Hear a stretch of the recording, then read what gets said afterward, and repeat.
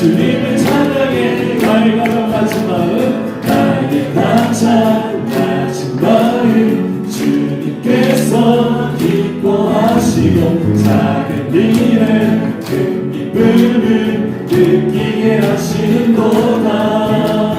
내가 지쳐 노력할 때 주님 내게 힘이 되시고 아름다운 하늘 나라 내 맘에 주시는도다.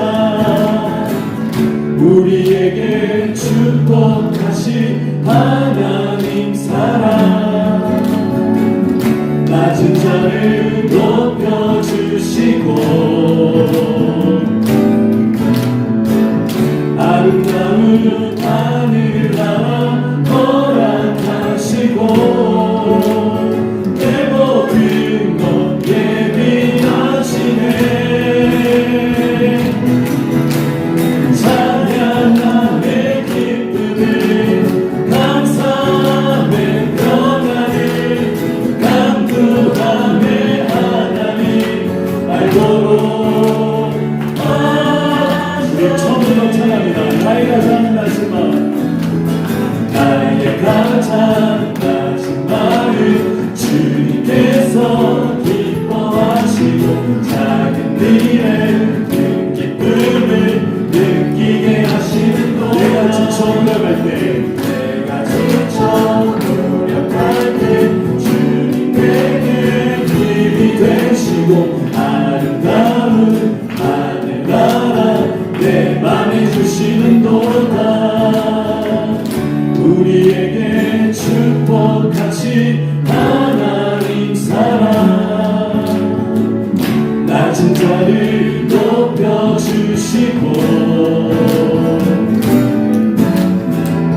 아름다운 하늘나라 허락하시고 내 모든 것 예비하시네. 찬양함의 기쁨을 감사함의 평안을 강구함의 하나님 알고로 하셔. 찬양의 눈을 찬양함의 기쁨을 감사함의 평안을 강구함의 하나님 알고로 하셨네. 할렐루야. 우리 하나님께 박수를 보내드리겠습니다. 아멘. 우리 마지막으로 찬양할게요. 나의 안에 거하나. 하나님 우리를 지내오고 부르시는 애 많이 많이 기뻐하시기를 바랍니다.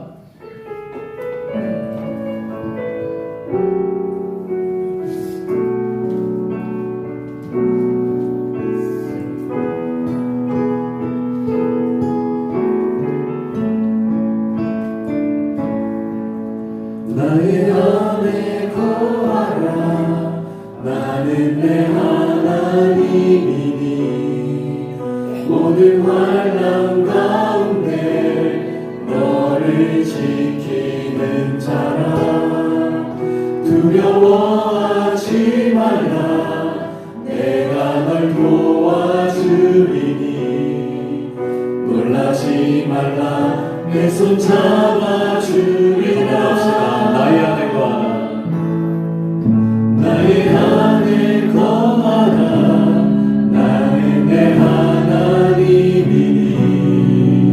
모든 환난 가운데 너를 지키는 자라. 두려워하지 말라. 내가 널 도와주리니 놀라지 말라. 내 손 잡아주리라. 내가 너를 증명하여 불러나니 너는 내 것이라. 내 것이라. 너의 하나님이라.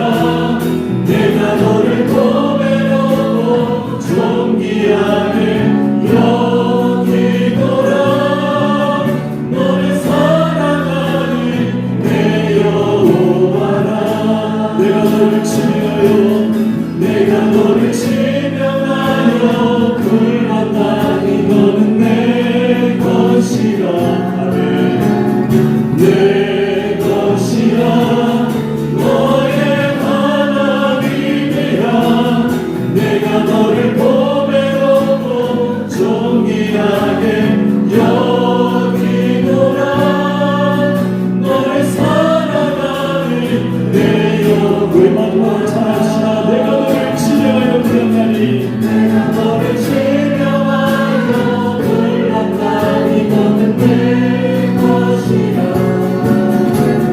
내 것이라 너의 하나님이라 내가 너를 보배롭고 존귀하게 여기노라 너를 사랑하는 내 여호와라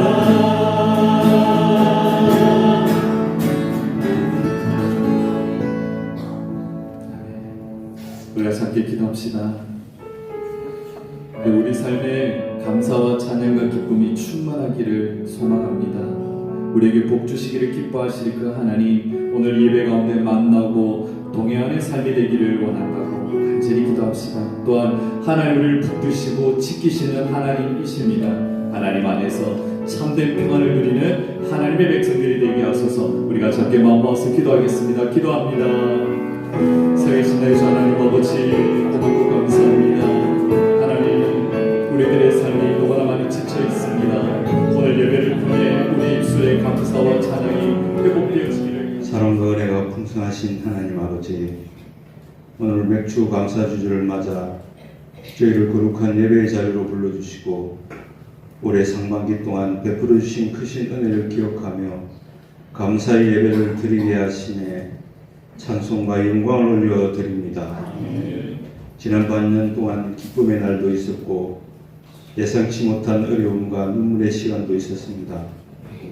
그러나 어떤 순간에도 우리를 떠나지 않으시고 신실하게 인도하신 하나님을 찬양합니다.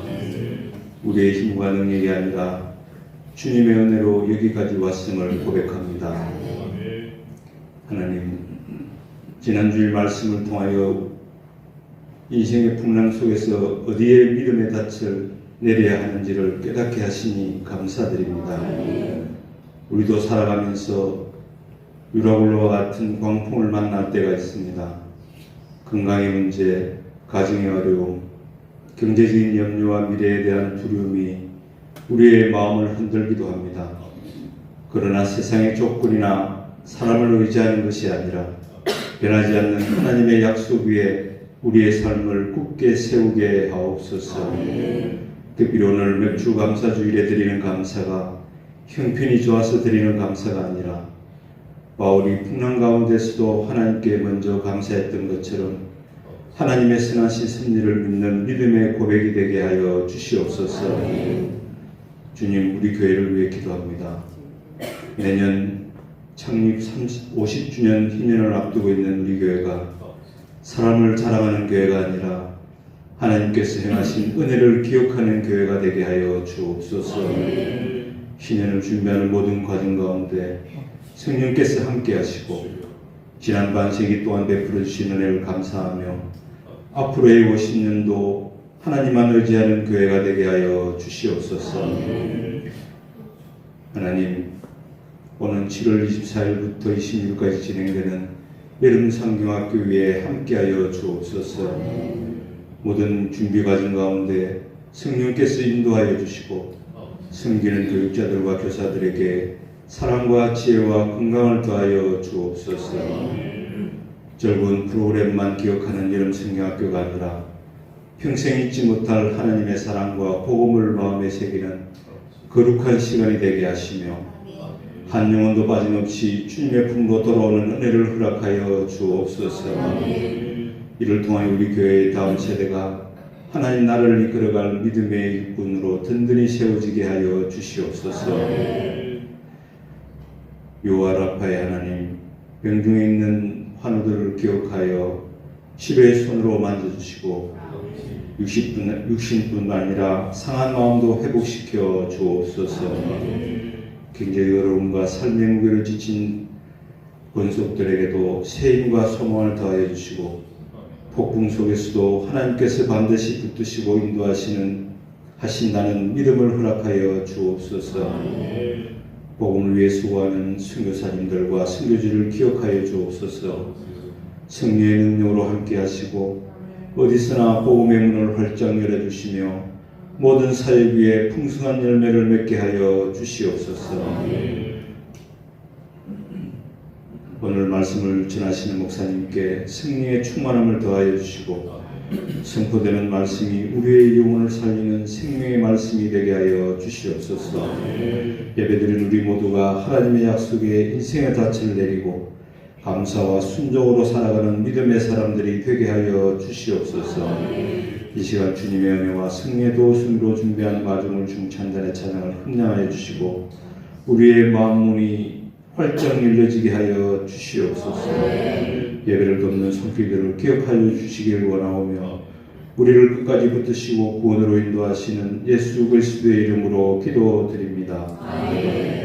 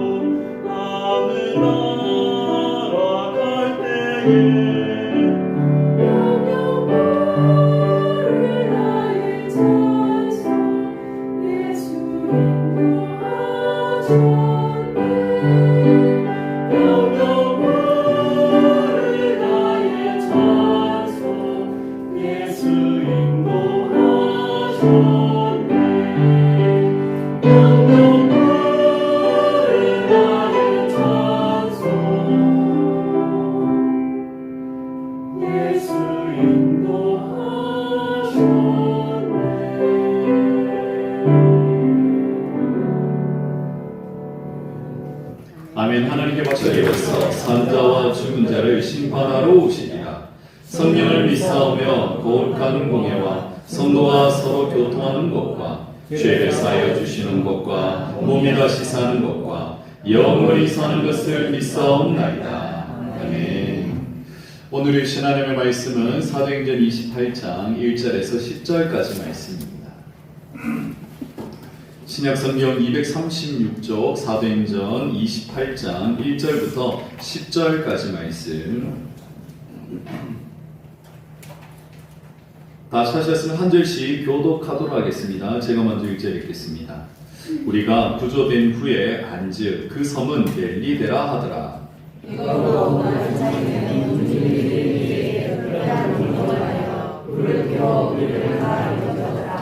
바울이 나무 한 묶음을 거두어 불에 넣으니 뜨거움으로 말미암아 독사가 나와 그의 손을 물고 있는지라.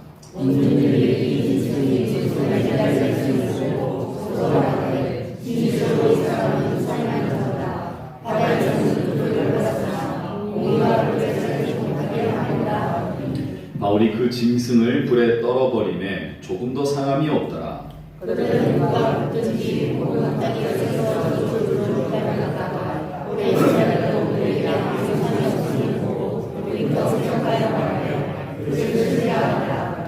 이 섬에서 가장 높은 사람 봅을 이어라 하는 이가 그 근처에 토지가 있는지라. 그가 우리를 영접하여 사흘이나 친절히 머물게 하더니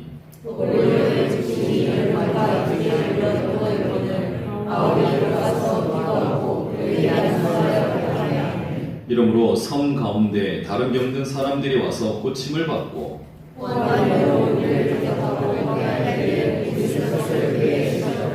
아멘. 할렐루야. 우리 저기 계신 분과 인사합시다. 당신을 보니 살맛이 납니다. 시작. 얼굴을 봐야 되는데 자꾸 배를 보시거나 다른 데를 이렇게 보시면 안 됩니다. 여러분, 살맛이 나는 저와 여러분들 하나님께 주시는 말씀 은혜 때문에 살게 될 줄 믿습니다. 네. 여러분, 이제 사도행전 설교의 마지막 장에 도착을 했습니다. 28장입니다. 28장은요 이제 세 부분으로 나눠서 설교를 할 건데요. 오늘 하고 나면 다음 주에는요 이제 여름 성경학교를 앞두고 주제 세 가지를 가지고 여러분들과 함께 성경학교의 내용으로 함께 좀 나누겠습니다. 그래서 우리도 여름 성경학교 때 우리 친구들이 어떤 예수의 복음을 받는지 우리도 함께 받고 한 마음으로 같이 기도하며 여름 사역을 함께 동참을 했으면 좋겠습니다. 그리고 나면 이제 8월 첫 주, 둘째 주가 되면 이제 사도행전 설교가 끝이 납니다. 오늘 사도행전 설교가 몇 번째인가요? 83번째입니다. 다 끝이 나면 85번의 사도행전 설교를 했고 32개월이 걸렸습니다. 이렇게 긴 시간 동안 함께 은혜를 이렇게 나누게 되었는데 이제 다음에는 또 어떤 말씀으로 저희를 함께 나눌지 저도 기도를 준비하고 있습니다. 여러분들도 같이 기도하며 기대하시고 기다려주시면 고맙겠습니다. 아무도 아멘 안 하시네요. 이제 시리즈 설교를 그만할까요? 다음번에는 뭐 했다가 100번 넘어갈 것 같아서 좀 두려워하시는 것 같으신 느낌도 조금 있는데 네, 기다리시는 만큼 은혜가 될 줄 믿습니다. 우리는 앞서 사도 바울의 행적을 쭉 살펴왔습니다. 이제 사도 바울이 막바지에 이르니까 동족 유대인들에게 고발을 당해가지고 지금 감옥에 갇혔었습니다.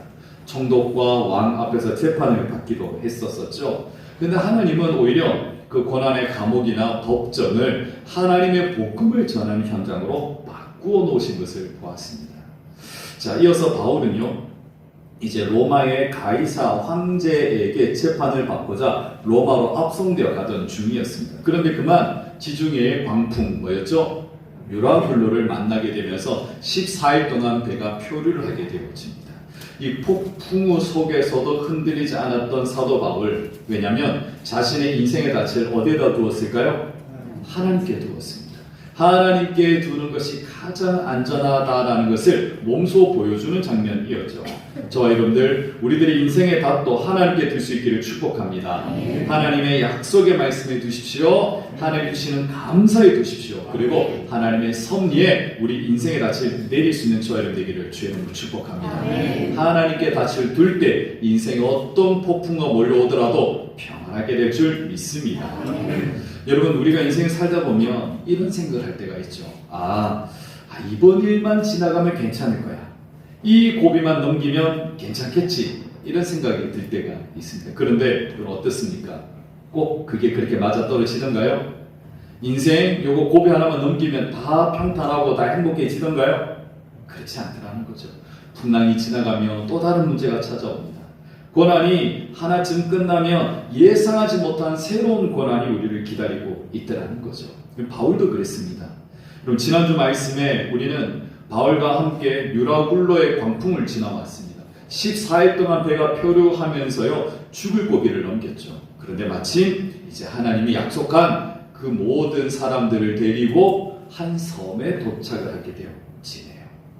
자, 이제 섬에 도착했으니까 이제 바울도 이제 한 고비를 넘기고 좀 쉴만하고, 바울에게 하나님께서 아유 그동안 참 고생 많았다 힘들었지라면서 좀 이렇게 위로의 말씀 해주시면 좋겠는데, 오늘 성경에 보니까 섬에 도착하자마자 어떤 일이 벌어집니까? 바울이 독사에 물리는 또 어려움이 생깁니다. 여러분 이상하지 않습니까? 풍랑도 견뎌냈는데 이번에는 뭐라고요? 독사까지 있다는 거죠. 그러면 우리는 또 이런 질문이 생깁니다. 아니 하나님 왜 이러십니까? 하나님 왜 이러십니까? 이제 좀 편안하게 냅두시면 안 됩니까? 솔직히 이때껏 바울이 어떻게 살아왔습니까? 오직 하나님만 바라보며 예수의 복음 증거하려고 나의 좋아하는 것들은 다 배설물로 여기며 오직 하나님의 영광과 예수의 십자가만 바라보며 달려왔지 않습니까? 그랬던 바울인데 이제 좀 쉴만한데, 근데 하나님은 오늘 우리에게 아주 중요한 한 가지 사실을 말씀해 주십니다. 풍랑이 끝났다고 사명이 끝난 것은 아니다라는 거죠. 하나님은 그 풍랑 속에서도요 바울을 살려두신 이유가 있습니다. 하나님은 저와 여러분들을 여기까지 살려두신 이유도 있다라는 사실을 잊지 마시기 바랍니다. 일본의 도예 기술 가운데 긴쓰기라는 기술이 있습니다. 그림에 보시다시피 깨진 그릇을 버리지 않고 다시 복원하는 모습인데요. 어떻게 하냐면요, 그림에 보시다시피 도자기는 지금 뭐가 그려져 있는 것 같습니까? 금이 그려져 있는 것 같죠. 그런데 저것은 그린 것이 아니라 깨진 조각들을 다시 붙여 만들다 보니 뭐가 생긴 거예요? 금의 흔적이 있는 겁니다. 저 금에다가 금가루를 섞어가지고요 깨끗이 붙이고 또 오칠을 해내는 겁니다. 그러니까 지금 저 금자국이 붙은 것을 싹 지운 것이 아니다라는 거죠. 우리는 흔히 복원한다고 할 때 흔적조차 없애는 게 복원이라고 생각하잖아요. 그런데 일본 사람들은 저것을 긴쓰기라고 말하면서 저렇게 흉터를 남겨둔 채로 놔두는 겁니다. 그런데 어때요? 저 흉터가 왠지 굉장히 아름답지 않습니까? 그래서 이 긴쓰기의 기술을 가진 장인들이 이렇게 이야기를 합니다. 깨진 흔적은 그릇의 부끄러움이 아니래요. 저것은 그릇이 살아온 이야기다라고 말씀을 합니다. 사랑하는 여러분, 우리도 그렇습니다. 우리에게도요 금이 간 자리가 있어요. 우리 인생에도 금이 간 곳이 있습니다. 아픈 기억도 있고요, 실패했던 경험도 있습니다. 잊고 싶은 상처도 있습니다. 그런데 우리는 주로 그것을 어떻게 하려고 그래요? 감추려고 그러죠. 지우려고 그럽니다. 남들에게 보이고 싶지 않습니다. 그래서 복원하고 싶어 하죠. 아주 깨끗하게. 그런데 하나님은요 상처를 감추시는 분이 아니세요. 그 상처를 통해서 하나님과 우리가 어떤 이야기를 만들어 왔는지를 알리고 싶어 하십니다. 저기 있는 저 금의 흔적과 같이. 여러분, 하나님은 오늘 지금 우리에게 이렇게 묻고 계십니다. 당신들은 상처를 아직도 상처로 가지고 있습니까? 아니면 하나님의 도구가 되어 있습니까? 저와 여러분들이 겪어왔던 인생의 그 고통의 흔적들이, 그러한 상처의 흔적들이 여전히 상처로 남아서 부끄럽게 숨기고 있거나 그것을 곱씹으면서 이를 갈고 있거나, 아니면 이것을 하나님의 은혜의 스토리로 새롭게 쓰시려고 준비하고 있는가? 오늘 우리에게 하나님은 묻고 있습니다. 이 자리에 있는 저와 여러분들, 하나님은요 우리를 상처 없이 사용하신 것이 아니라 상처를 통해서 하나님의 은혜를 드러내기를 원하십니다. 그래서 하나님은요 우리에게 먼저 상처가 있기보다 먼저 뭘 준비하시냐면요 은혜를 준비하고 계십니다. 상처가 있을 만한 사건만 누는 것이 아니라 그 사건 뒤에 뭐도 있다? 은혜가 은혜가 있다라는 것을 하나님은 같이 준비를 해 두셨다라는 것이에요. 자, 오늘 성경으로 다시 돌아가 봅시다. 1절 말씀해 보니까 14일 동안 표류하던 배가 도착을 했는데요. 알고 보니까 그 섬의 이름이 뭐라고 부릅니까? 멜리데라고 부릅니다. 멜리데라는 섬은요, 지도에 보시다시피 이탈리아 반도 제일 남단에 있는, 우리네 치면 마치 제주도와 같은 위치에 저렇게 있습니다. 지금은 저 섬의 이름을 몰타라고 부르는 섬입니다. 자, 그런데 아주 낯선다, 말도 통하지 않는 그곳, 문화도 다르고 아는 사람도 하나도 없는 그곳에 지금 바울과 그 일행들이 도착을 했던 것이에요.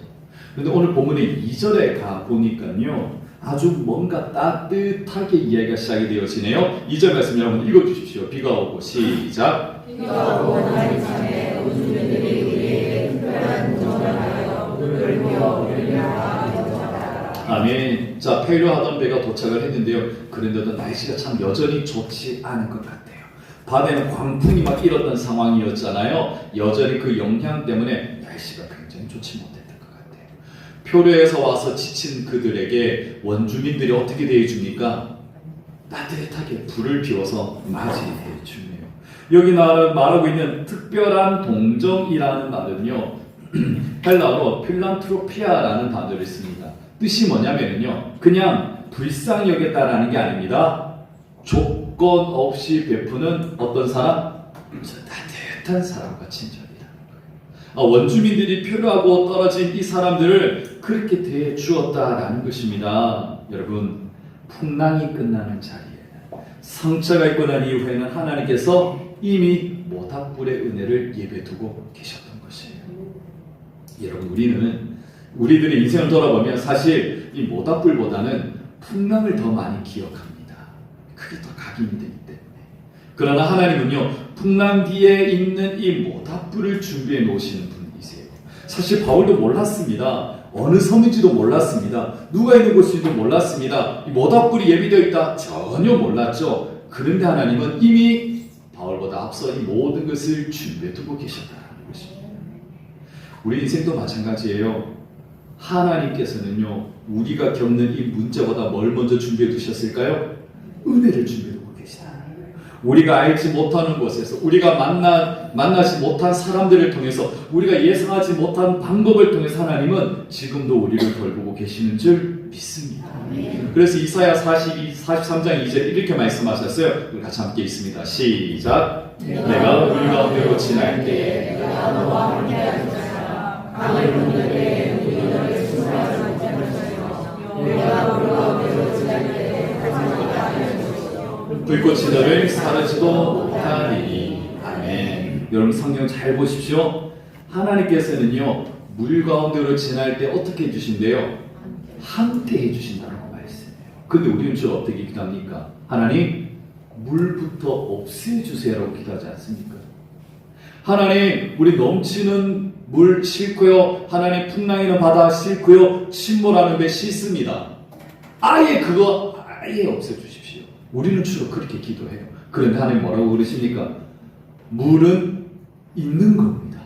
풍랑도 있습니다. 때로는 우리들의 인생이 침몰하는 배 같을 수도 있습니다. 그런데 하나님이 함께 하시니 물 가운데로 지나갈 수 있는 거고, 함께 하시니 침몰하지 않게 되는 거고, 불 가운데 가더라도 함께 하시니 타지 않게 되는 줄 믿습니다. 아멘. 여러분들의 인생에도 이런 모닥불이 있으셨습니까?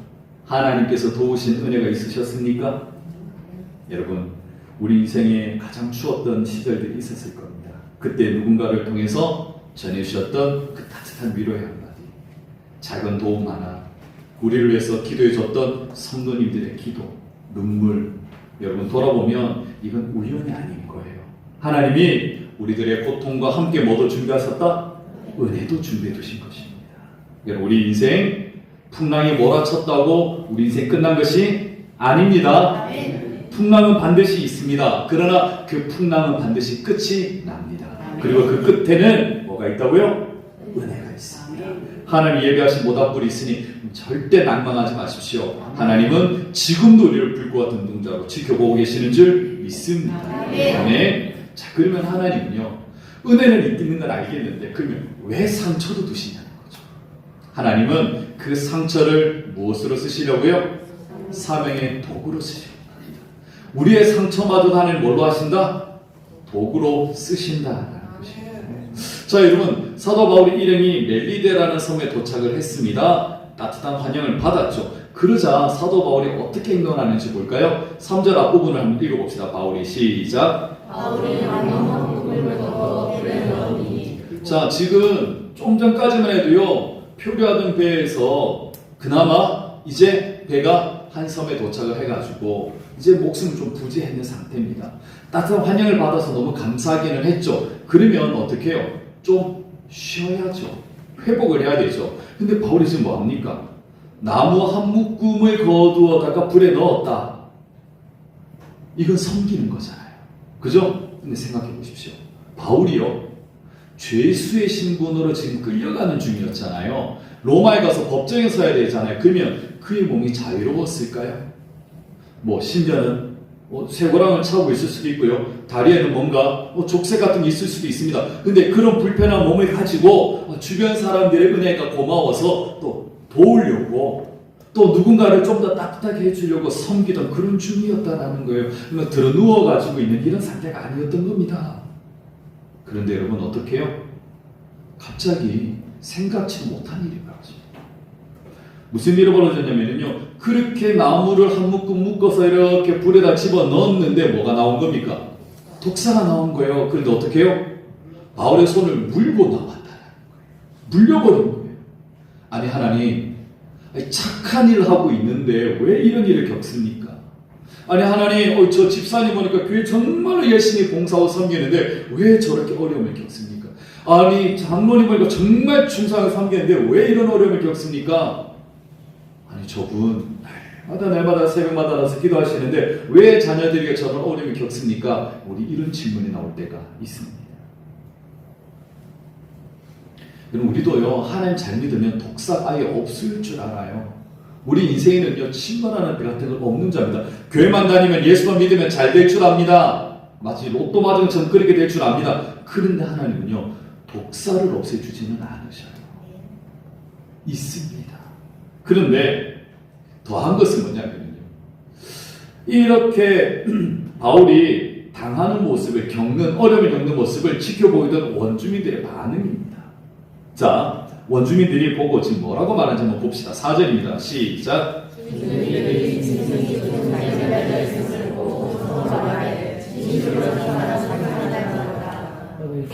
저 뭐라고 말하는 겁니까? 바울을 보고 저 사람 살인자일 거야 라고 지금 이야기하는 거예요. 왜 그렇습니까? 신문을 보니까 지금 묶여있는 거 보니까 죄수인 건 뻔해요. 옷도 행색도 죄수복인 것 같습니다. 그런데 착한 일을 막 한다는 거 거기까지는 좀 봐줄만 했는데 독사에 물렸다. 자기들이 보기에 그런 거예요. 저 사람이 믿는 신에게 지금 심판받고 있는 거다. 저 사람은 아무리 착한 일을 해도 안 된다. 원래부터가 나쁜 사람이다. 아마 살인을 저지른 것 정도에 뭔가 굉장히 포악한 죄인일 것이다. 지금 사람들이 그렇게 낙인을 찍어버린 거예요. 그럼 바울이 하는 모습을 보고. 자, 그런 데 있잖아요. 조금 지나고 나니까 사람들이 이상이 또 바뀝니다. 6절에 가볼게요. 6절 말씀 있습니다. 시작.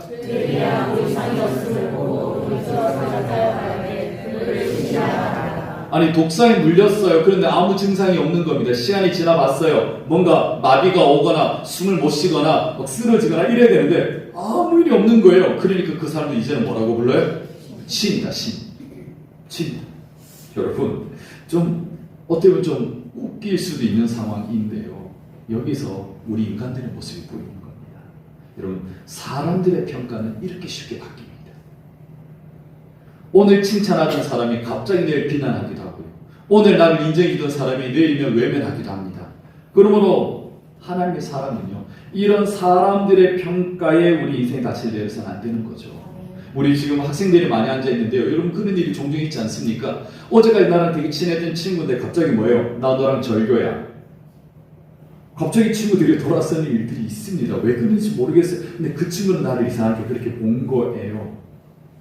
여러분 바울을 보십시오. 이런 상황에 어떻게 대처합니까? 5절 말씀 한번 읽어봅시다. 시작. 바울이 그 짐승을 불에 떠덕거리매 조금도 상황이 없더라. 아멘. 여러분 불에 떨어버렸다라는 건 어떤 거예요?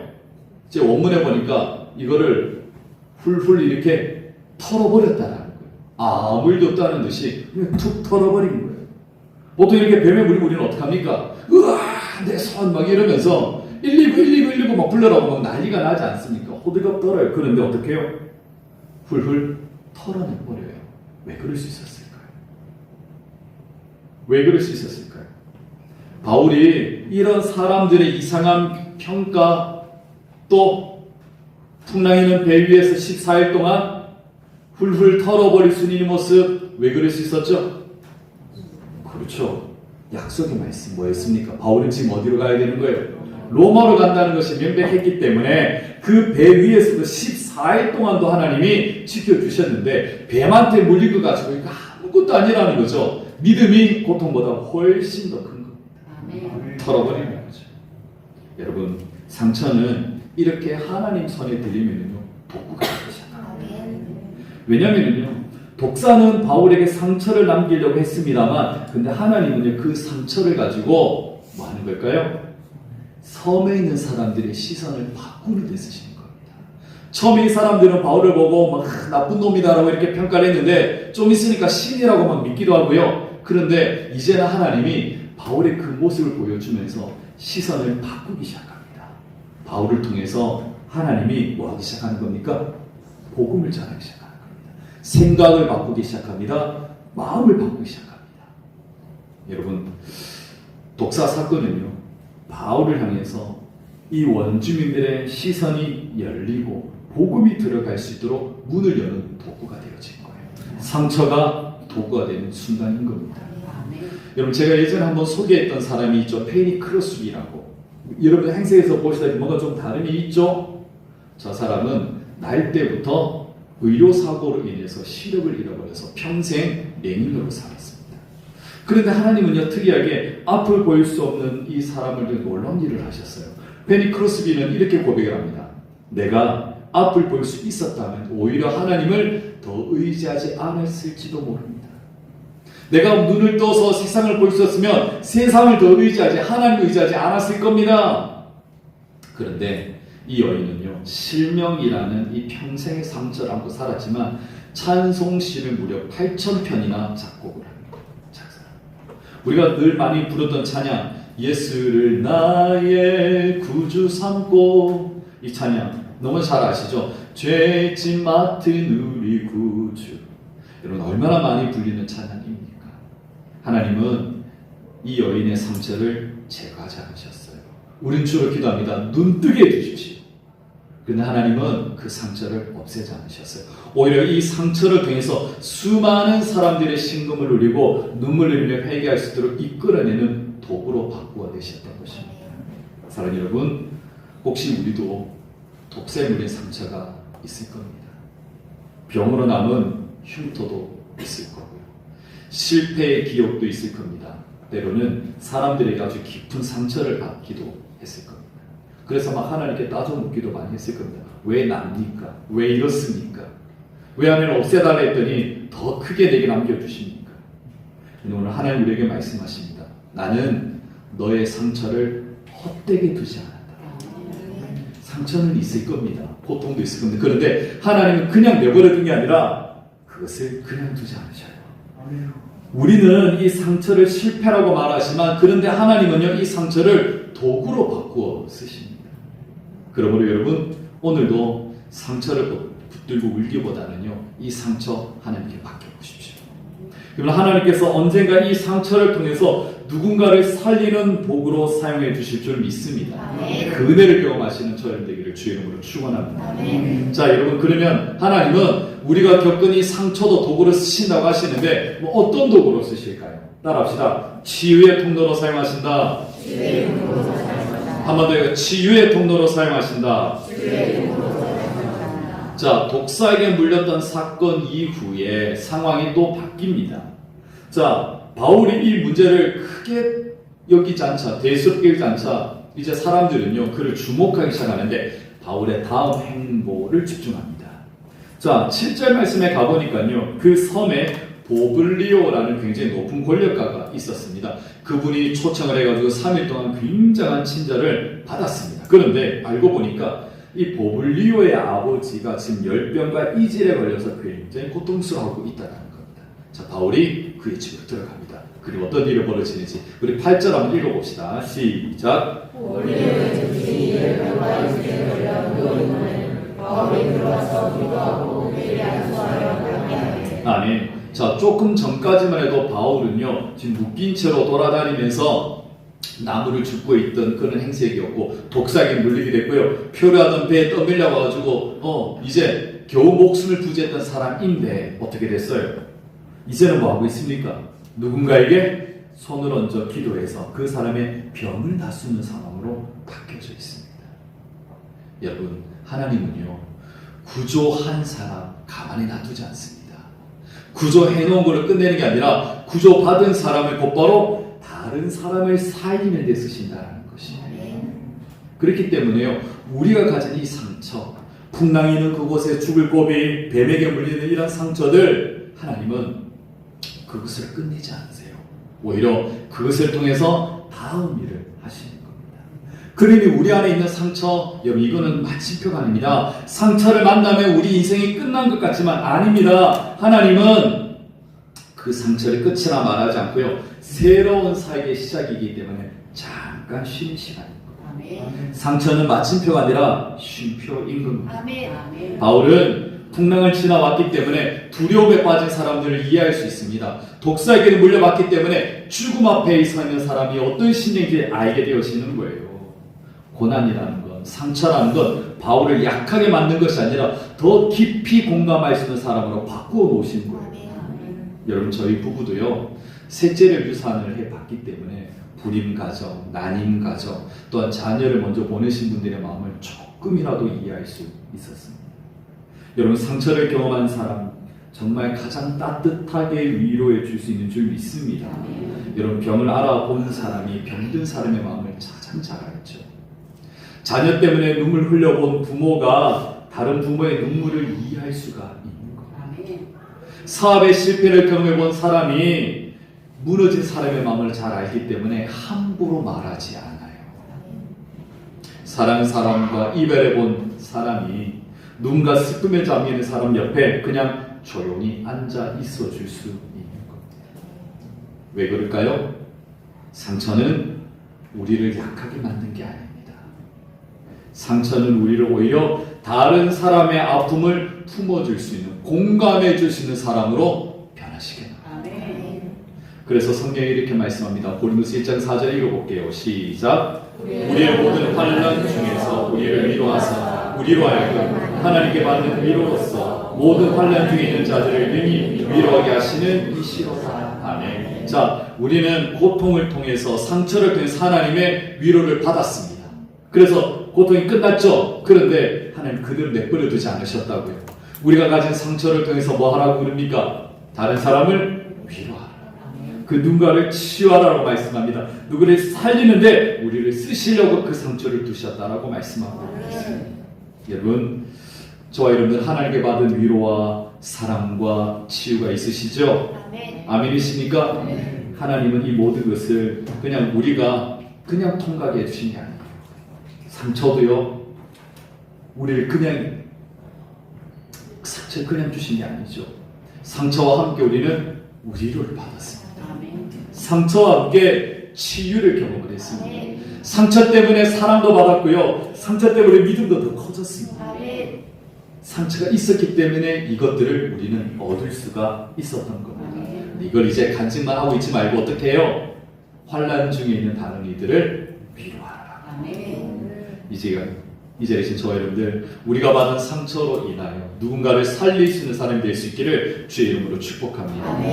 말씀을 정리합시다. 오늘 말씀을 다시 한번 잘 한번 되짚어 볼까요? 바울이 타고 있던 배가 풍랑이 끝나고 14일 만에 섬에 도착을 했습니다. 그런데 뭐가 기다리고 있었어요? 독사가 기다리고 있었어요. 독사가 끝났습니다. 그럼 또 누가 기다리고 있습니까? 병든 사람이 기다리고 있었습니다. 그리고 바울은 그들을 다 치유를 해줍니다. 이것이 하나님이 바울을 살려두신 이유입니다. 사람들이 시선이 이제 바뀌기 시작했죠. 아, 살인자같이 굉장히 나쁜 사람일 거야. 아니네. 아무런 영향이 없네. 신인가? 그런데 바울이 하는 행적을 주목하게 합니다. 그리고 뭡니까? 바울이 이건 하나님이 하시는 일이야 라는 걸 보여줍니다. 복음의 길이 열린 거죠. 우리도 그렇습니다. 여러분, 하나님께서 우리를 왜 택하여 불러주셨을까요? 왜 우리를 그 큰 병에서 회복시켜 주셨을까요? 왜 우리를 그 실패 속에서도 일어나게 하셨을까요? 왜 우리에게 그 눈물의 시간들을 지나가게 하셨을까요? 잘 먹고 잘 살게 해주시려고요?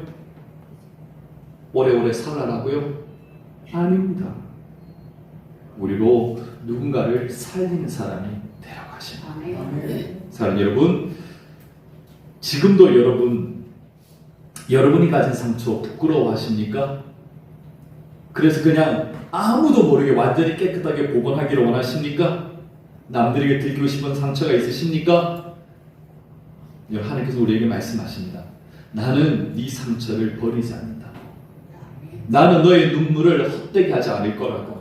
나는 너의 아픔을 통해서 또 다른 사람들에게 은혜를 끼치려고 한다. 저와 여러분들의 상처를 통해서 얻은 그 모든 것들로 누군가를 살리기를 하나님은 원하고 계십니다. 유럽에 가면 성당을 많이 보게 될 거고요. 성당에는 저는 스테인 글라스 유리창을 많이 보게 될 겁니다. 참 아름답죠. 형형색색의 굉장히 예쁜 모습의 창문입니다. 그런데 유럽은요, 전쟁이 굉장히 많았습니다. 나라를 서로 뺏고 빼앗고 되찾고 그러면서. 그런데 여러분, 그러다 보니까 저 성당에 있던 많은 스테인 글라스 유리창들이 많이 깨졌습니다. 그런데 이상하게도요, 성당에 있던 저 창문들을 장인들은 버리지 않습니다. 왜요?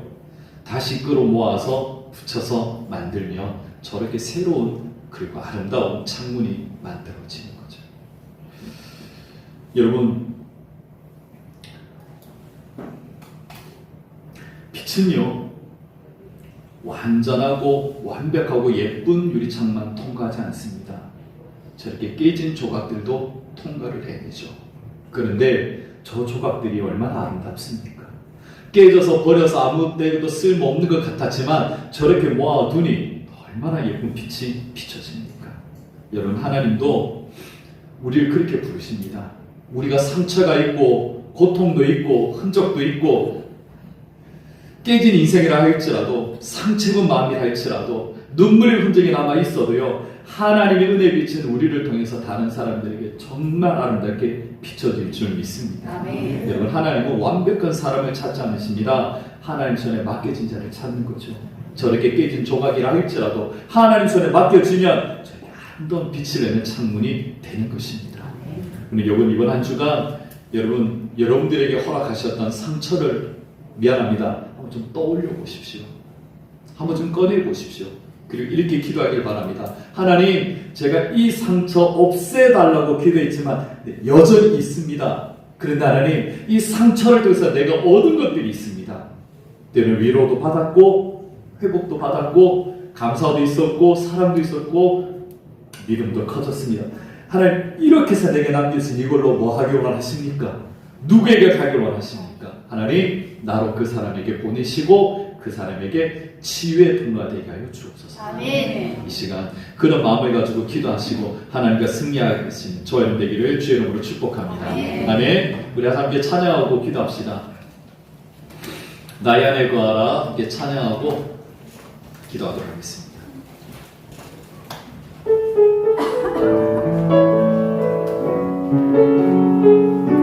우리 모든 환난 가운데 함께 하시는 하나님을 만나고 하나님과 동의하시기를 축복합니다.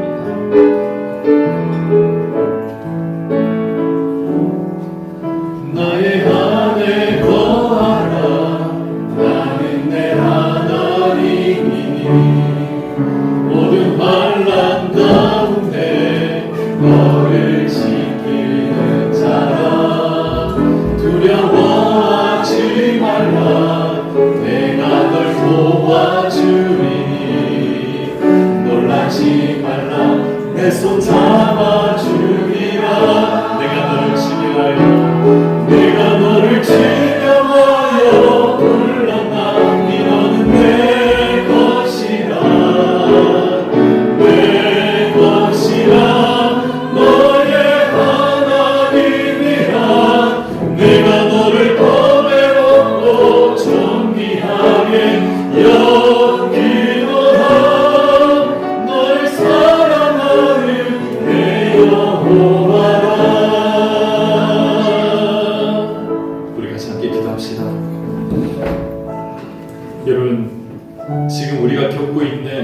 상처, 두려움, 실패 여러분 없애달라고만 기도하지 마십시오.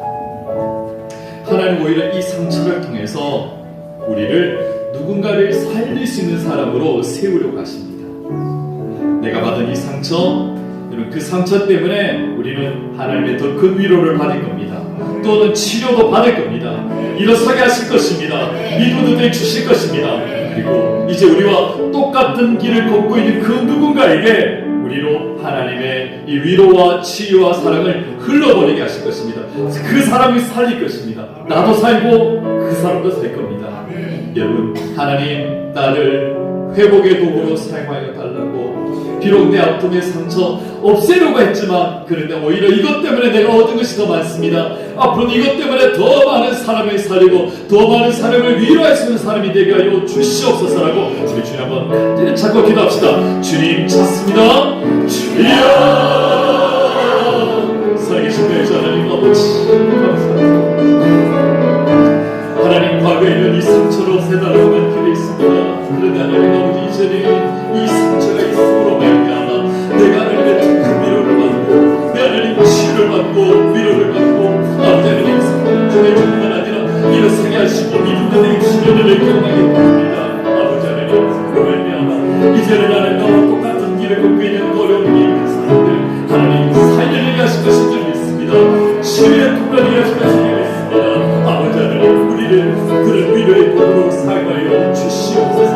이제 하나님 내게 있던 이 상처를 가지고 하나님께 가져오지 않겠습니다. 아버지 하나님 앞으로 이런 감사한 마음으로 나아갈 수 있는 큰 속도의 믿음의 사람들이 되게 하여 주셔서 아버지 하나님 우리 교회의 누군가가 삶과 신앙을 사람들이 되시고 아버지 도와주시옵소서.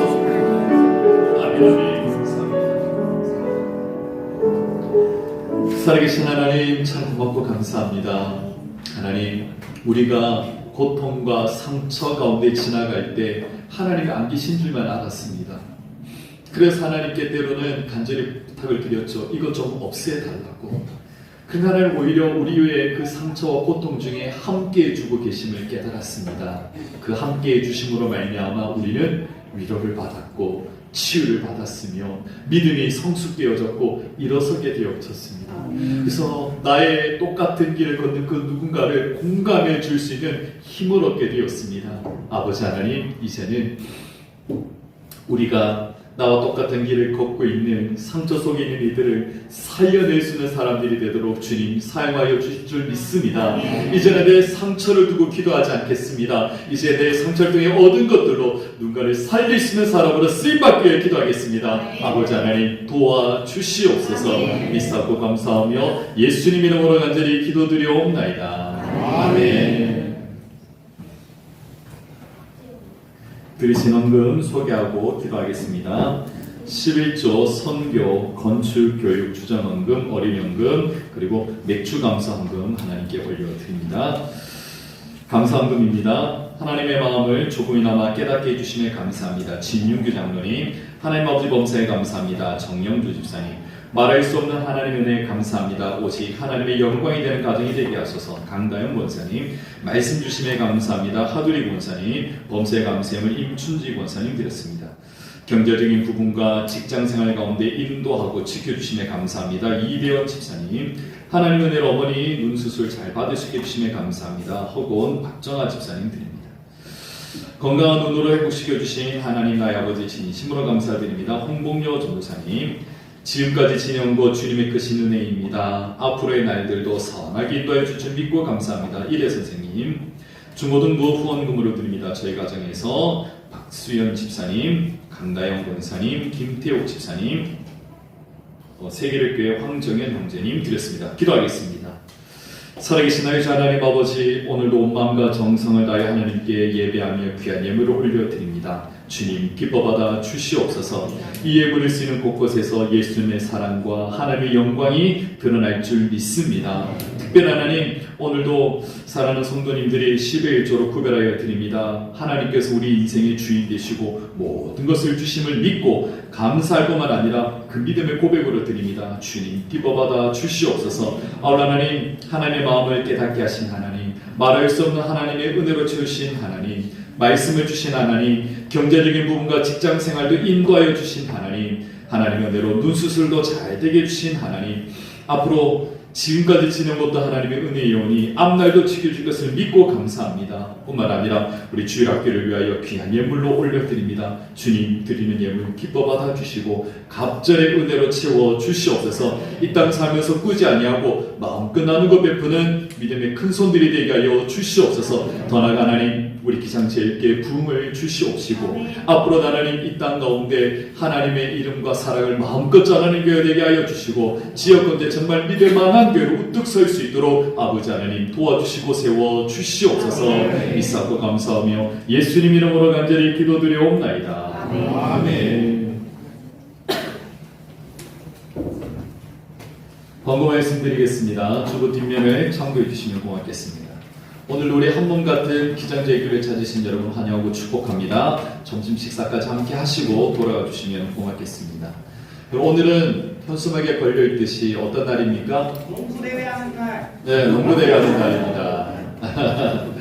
우리 중고등부 학생들 지난 우천으로 연기되었던 중고등부 우리 3대3 농구대회가 개최됩니다. 오늘 기장체육관에서 1시부터 4시까지 진행될 예정입니다. 오늘을 위해서 우리 교회에 나오지 않는 많은 친구들이 오늘 또 교회를 방문을 했습니다. 얼마나 감사하고 고마운지요. 우리 친구들, 오늘 우리 교회 처음 하는 친구들 손 한번 들어볼까요? 여기 있습니다. 우리 박수로 환영하겠습니다.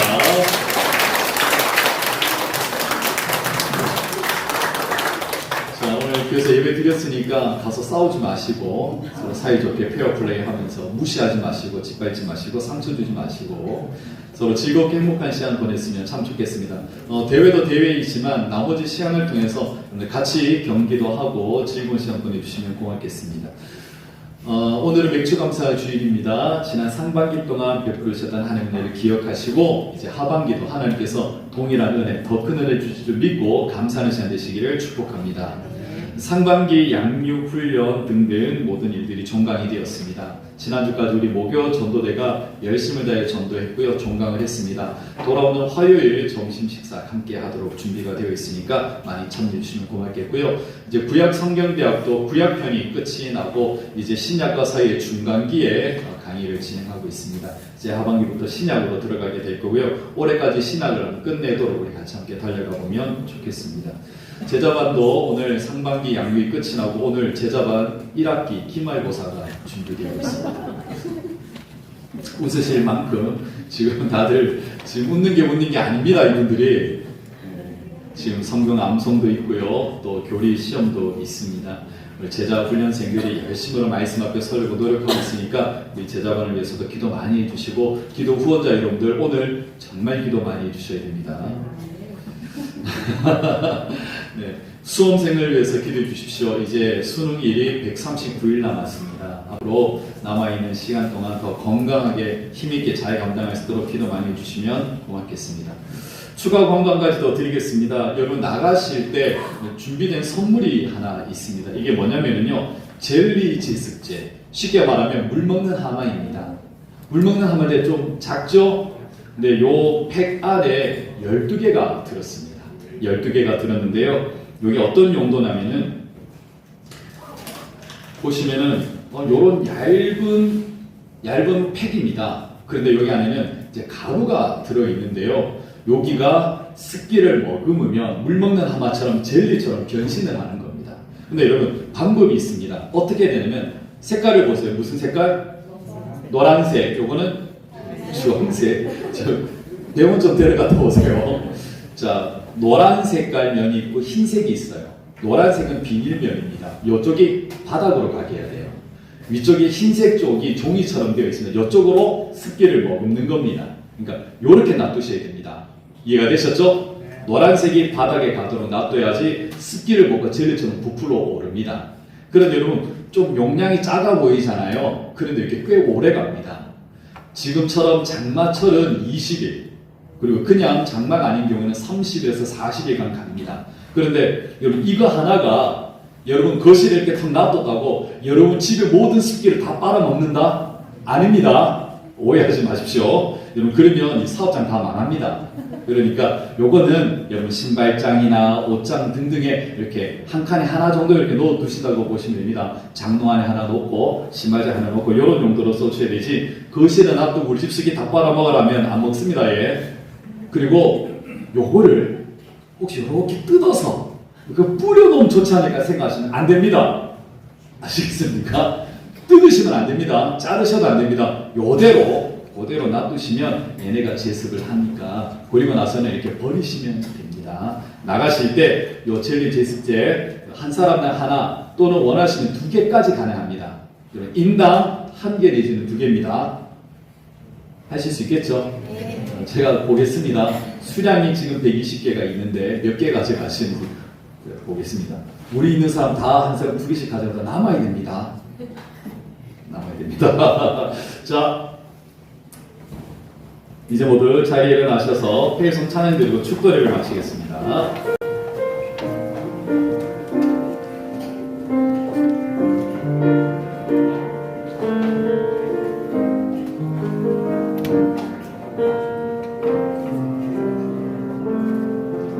우리에겐 소원이 하나 있네.